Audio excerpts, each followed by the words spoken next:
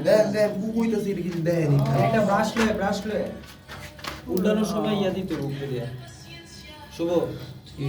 একটা জগ একটা ব্রাশ একটা গ্লাস উল্টাবে কেমনে? আর দিয়ে উল্টে দেবো নাহলে একটা কিছু লাগবে এমনি উল্টাতে আর কি ওটার লেগে একটা আলাদা চামচ লাগবে একটা বল লাগবো রাখা লাগে একটা ওই যে এমনি ধরেন যে সামিস দিয়ে আছে না, আর বাতাস দেওয়ার লেগে একদম ওটি দিয়ে ইয়ে করতে হবে। আরে বাবা